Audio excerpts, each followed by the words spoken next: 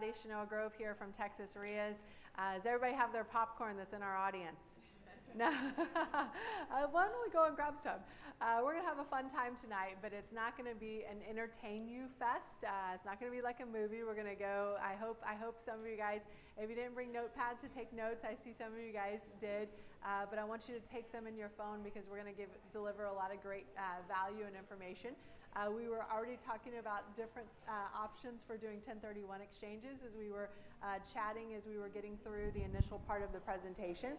And then what a good real estate accountant should know when it comes to those types of transactions and how you can save money as a real estate investor.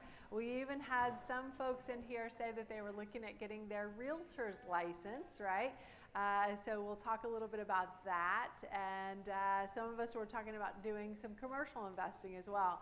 So I will tell you guys, in full disclosure, I'm a licensed realtor and broker in the great state of Texas, license number 0518223. Number one, don't sue me. Number two, I'm not your realtor, okay? So I don't do regular realtor work, so I don't do any buying or selling on the MLS. The whole reason why I have my license is so I can do my own investing, and also because I've had it for almost 20 years now. So it's kind of at a point where it's very easy for me to maintain it. But for those of you guys who are considering getting your license, I'll ask the question here just by raise of hands. How many of you guys are already licensed besides me? Okay, a couple of you guys, just two. That's fascinating. Normally it's probably about 5 to 10% of the folks in here. Can I ask you guys a question to help this kind woman over here who's expressing some interest in getting her license? Can you explain what you learned about real estate investing in realtor school? I didn't learn anything. Okay. Ma'am, can you please explain? Oh, nothing. Oh, what a shocker. Okay, I would have told you that too, but I know sometimes when you hear it from random strangers that sometimes it's like, oh, well, the random stranger said, you know, this is the thing to do. So I will tell you guys, and I know it sounds strange coming from the mouth of someone who is a realtor, but I will tell you that if I had someone who I sat in front of who told me these things when I first got into real estate, I probably would not be a realtor today, but I would be working with all of the other realtors that are out there. Some people have asked me over the years, like, well, how do I find a realtor who will work with me as an investor? How many of you guys are wondering that right now? Okay. Keep your hands up. Keep your hands up. How many of you guys have taken an Uber? Yes, yeah. I can tell you that probably somewhere between 10 to 20% of the Uber drivers are also realtors. What does that tell you about realtors? Has anyone talked to a realtor who is also an Uber driver besides me? Okay, okay. So ask next time. So what does that tell you about realtors? If someone says like a roller coaster, Cookie, what were you going to say? I just said it's a dime a dozen. What else does that tell you? That anyone can do it. That anyone can do it. What else does that tell you? Without whether you have a license or not. Okay, what else does that tell you guys? They need They need to to supplement income. supplement their income, right? Because they're not making it as a realtor. It's funny, I took an Uber one time out of one of our Real Estate Investor Association meetings, and I'm sitting there waiting for the Uber, and I'm like, God, it says they're here, but all I see is someone from my meeting who has a "We Buy Houses" like bandits, you know, like a metallic sign on their car, and I'm like, oh, that's not my Uber. And I'm like looking at the license plate. I'm looking at this. I'm like, oh, it is the same person. It is my Uber driver. Are there a lot of realtors who maybe don't have enough business to support what they're looking to do? And the answer is yes. And then tell me what's going on in the market right now when it comes to sales. Sales are down.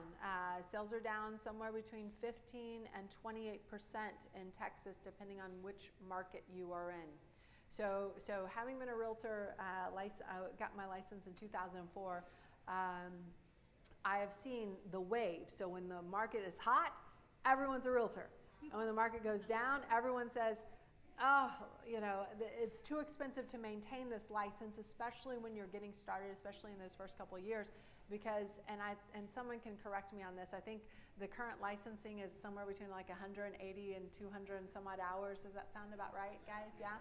And then you have to go through that process, that continuing education process, every year. I think for the first few years, I'm at a point in my license where I do it every 2 years, but that's only because I've been licensed since 2004. But I will tell you guys, if you're interested in investing in real estate, you don't need to be a realtor to be able to do that. And people are often kind of surprised and disappointed that they don't learn enough anything about real estate investing in realtor school to help them along that journey. And I will tell you that realtors make their money on page 2 of the HUD or the closing disclosure document. Investors, what page do they make their money on? Page 1. And where's all the money made? Page 1. On page 2, that's where everyone is picking up the scraps, right? They're picking up 1% here, 1% there, or 3% here.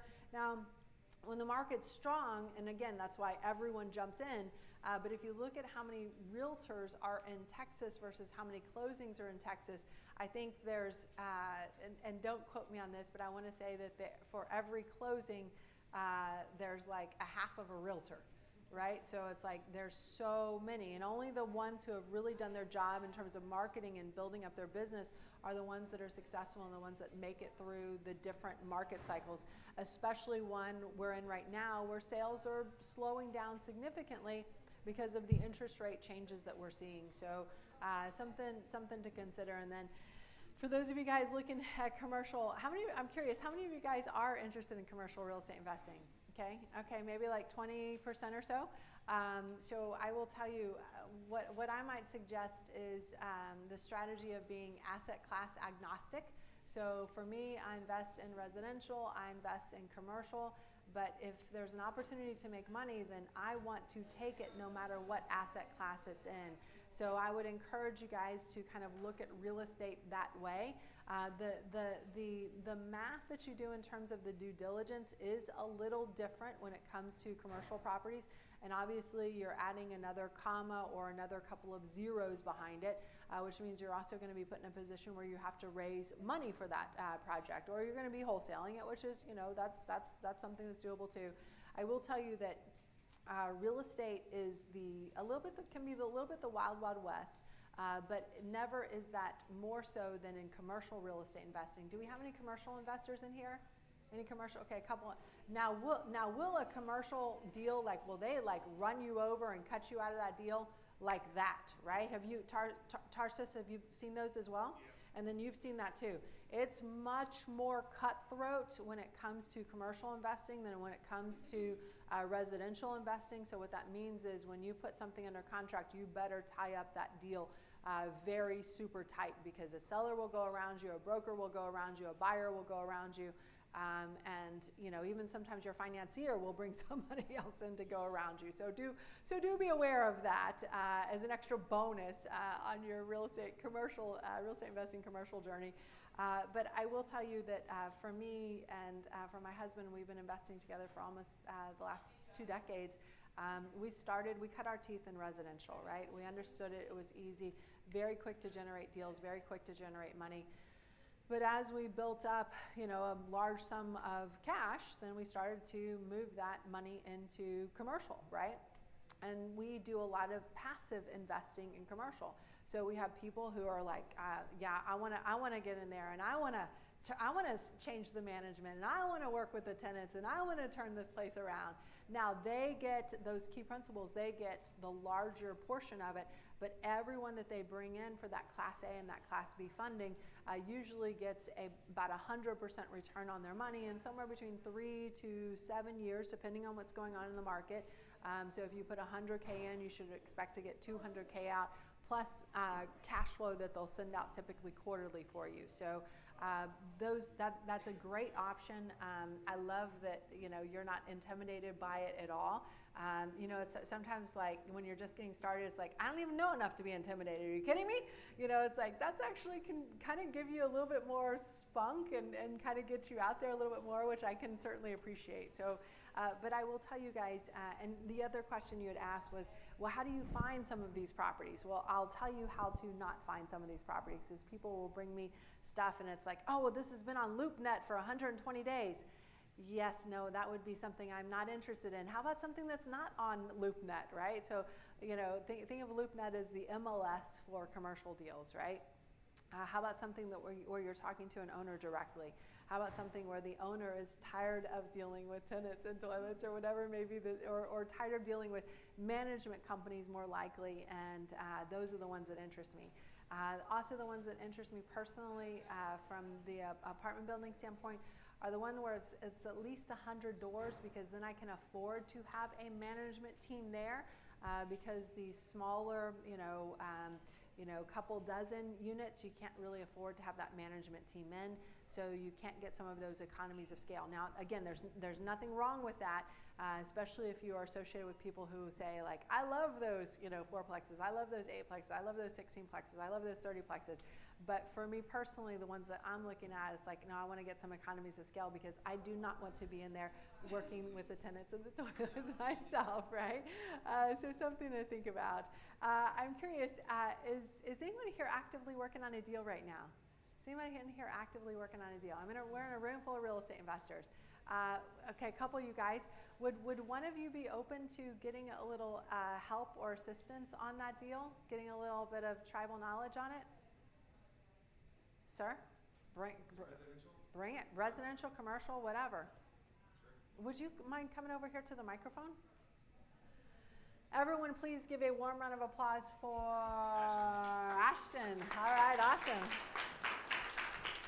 Ashton, we set up this mic for someone who is 5'6", and you look a solid 6 foot, so you may have to, slouch down a little bit. But yeah, so tell us what you're working on.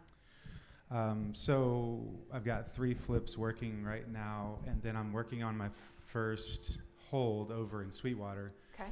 I'm trying to get into it with private money. So my two flips are JV partners, one's private, and then I'm hoping to get into this one private. It's 67.5 purchase. Okay.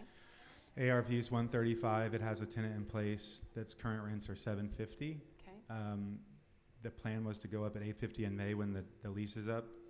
And I was hoping to burr out of it after it's seasoned at 6 months. Okay. So, and then we'll see. That's the plan. Okay, so you're bringing on a private money lender and a partner at the same time? No, private to get into it. Okay. So I'll just tell you everything. Yeah. So private money at 12%, just flat, Okay. would be $700 a month. I could pay the rent to them. That was my plan. Pay the rent to them. Have a little bit of money, maybe pay out a little bit out of pocket for insurance, any repairs out of pocket. It's a long-term tenant. They don't have a whole lot of needs. Mm-hmm. And then once I can season it, then I pay them out and I have it long-term. Okay, yeah, I love it. So I love that strategy. I feel like we were doing the burr before it was a burr. Yeah. Before it was a TikTok dance. But I will say another great financing strategy, and I think some of you guys are here tonight to learn some different financing strategies, is to buy properties subject to the existing financing. Yeah, I'm interested in that. Yeah, so that will, if you want to make your dollar holler, buying subject to is going to be the path to get there. And then you're not in a position where you're refinancing it.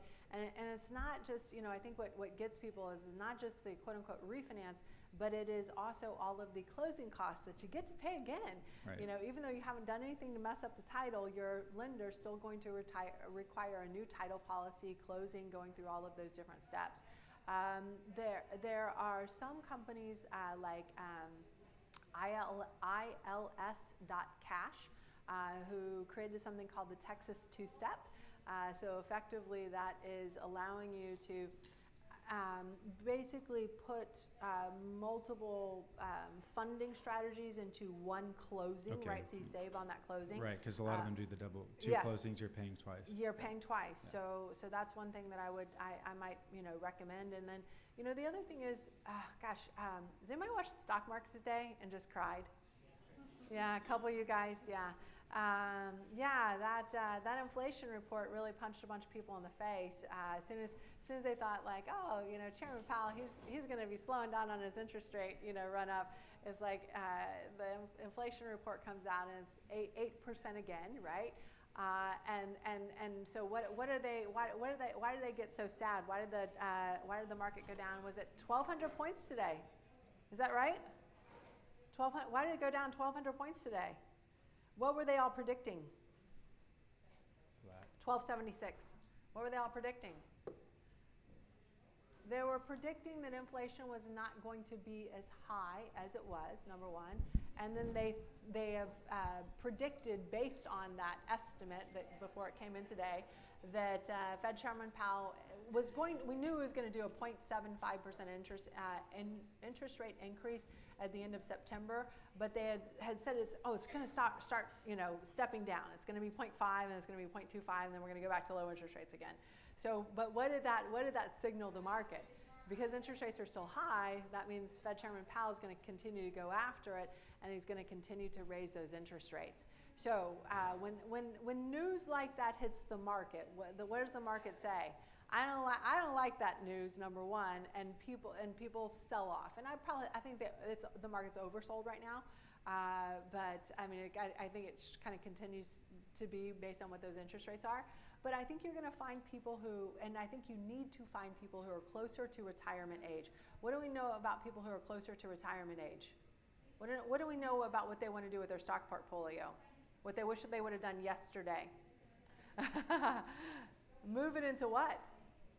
What does your stock advisor advise you to do as you're getting closer to retirement?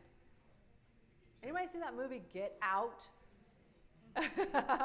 Except instead of like get out of some crazy person's house, it's get out of the stock market, okay? So now you got some people who are getting retirement age. Now they're telling get out of the stock market. Is there any safe haven right now? Is there any investment that is a safe haven? Bonds, how are they looking? Annuities, how are they looking? Commodities, how's that looking? Is there anything that's a safe haven right now? How about the government bonds? Government bonds? Gold's down too. It was trading at 1,800, roughly 1,800 last week. I think it's in the 1,700-ish range today. What do they tell you to get into? Can I sit down? No, you cannot. Oh, I didn't know. Are we still No. talking? I'm sorry. Okay, I'm here. I didn't want to be the guy that's awkwardly standing in the middle. I will get you set up before and shortly. Yeah. But what do they tell people to get into? It's the whole reason why you guys are all here tonight. It would be real estate. What's happening in the real estate market when the rest of the world's continue to fall apart? Average prices are going up. A lot, in fact. Now, sales are going down, so at some point we're going to kind of get like a little bit more of a reckoning point there. But how about some of these people who want to get their money out of the stock market because it is such a wild ride, especially at the end of their lives? How about having them finance it to you one time, right? So at a lower interest rate than what you're able to get right now with the BRRRR. BRRRR is beautiful when you've got incredibly low interest rates, which is what we've had until this beginning of this year. BRRRR gets a little bit tougher as interest rates go up. Why is that? Because on the average house, on the median price house, many homeowners, your homeowner included, even though you're renting it out, the monthly mortgage has gone up by what? $600 to $800 a month. How does that affect your cash flow? No, your cash flow gets punched in the face in your wallet. The president's face on the money that's in your wallet, right? So I would recommend any property you have right now. BRRRR it as fast as you can. So as fast as you can. So add some more acronym to the BRRRR because you're running out of time. Yeah. You're running out of that property still being a cash flowing property. Right. Okay. So I love the BRRRR strategy. We have about $20 million worth of rental properties, but once those interest rates start to go up, that model becomes much less attractive. So your job now is to find people who will give you that long-term financing, what I call financing for the win, as quickly as possible, so you're not in a situation where your cash flowing rental property all of a sudden turns into a not cash flowing rental property. And then if you overpaid for it, that's the double whammy. That's a double whammy. So speed is key. Guys, and this goes for all of your fix and flips as well. You have to be fast with them now more than ever because again, as interest rates rise, buyers start to fall out of the market. We have not had a situation at this point where we're seeing average prices go down. What I do also love about the burst strategy, though, too, is what's happened with rents. Gone way up. They've gone up, right? And they're going to continue to go up as they're a function of inflation. So for us as real estate investors, do we like inflation?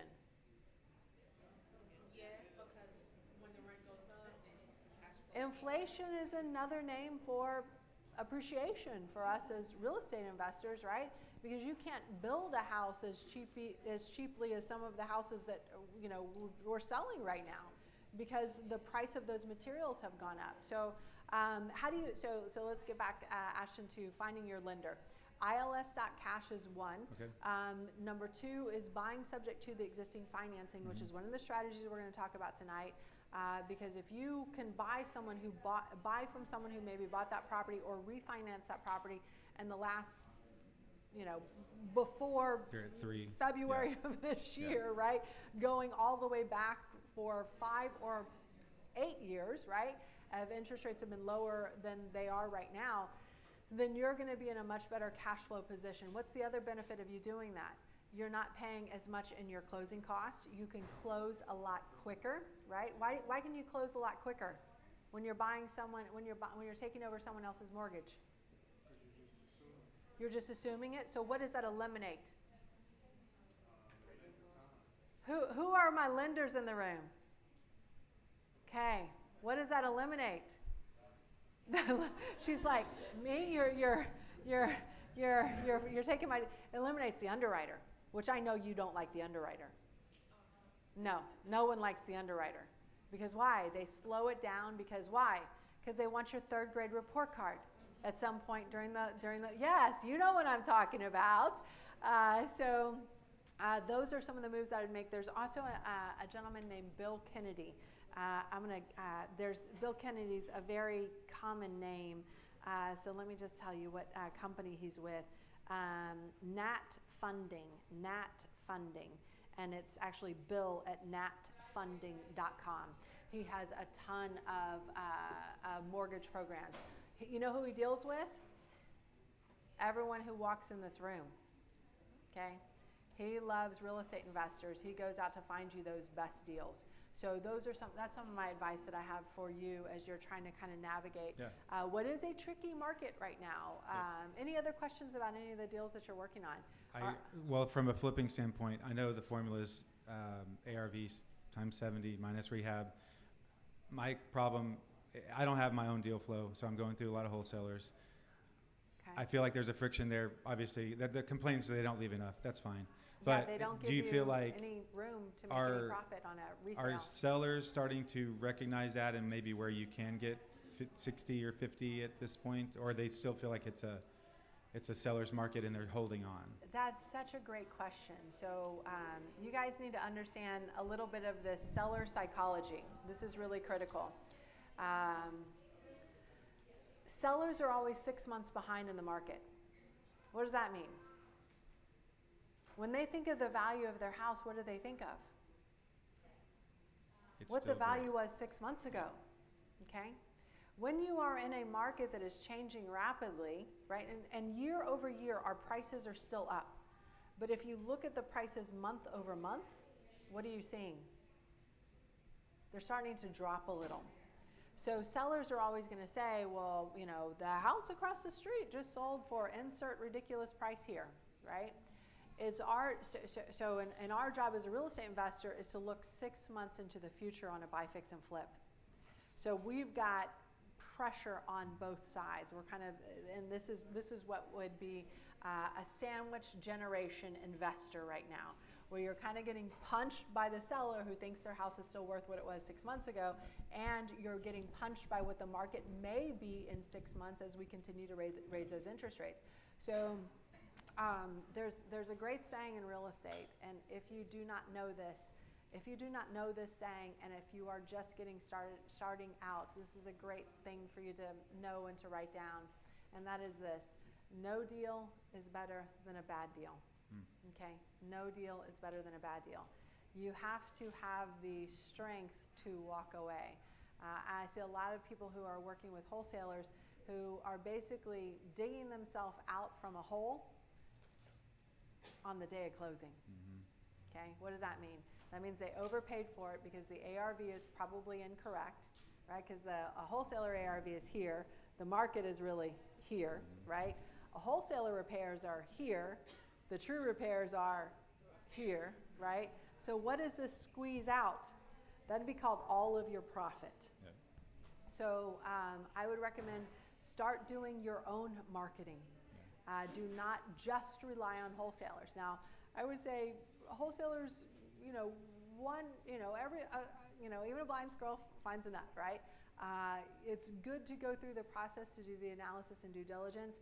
The issue with wholesalers is, and I'm sure I'm offending a wholesaler in the room. Please forgive me. But I don't think wholesalers are a protected class. So I think I can offend them as much as I want. Is that okay with that? Only if it's to help you guys, right? So what I find with wholesalers is either they are incompetent or they are liars. Either way, they're out. Is that fair to say? Yeah, so it's our job as the real estate investor to do our due diligence to make sure we don't get ourselves into a position where we are overpaying for that property, right? Because sometimes we don't know it until we get 6 months in and we're trying to resell that property, and it's really hard when you're trying to resell it and buyers are saying, I don't know if I want to buy anymore, but that's okay as long as and you've got both sides, both as a buy and hold investor as well as a fix and flip investor. You can downshift into a fix and flip down into a buy and hold. And I've seen a lot of investors, especially in 2008, and many people say that this market is going into what the 2008 market is. I don't think I believe that. But I saw a lot of people who bought to buy, fix, and flip and then ended up buying and holding, right? Yeah. But you need to get that process done before you get to an interest rate pivot point where you're no longer cash flowing on that property. So speed is key in this market. And a market, a year ago, speed not as important because why? Incredibly low inventory, prices going up 10, 20, 30% in some cases year over year. Speed was not your friend. You could make all the mistakes in the world and still make a lot of money. And this market that we are going into, no mistakes, no mistakes. So Ashton, thank you for thank you very much for your help. Thank you. And guys, thank you for some of you guys for being gracious enough to come up here and get a little bit of advice and coaching. I hope that was valuable to you all, and I am excited to start the next part of the presentation. So let me get that up and running here.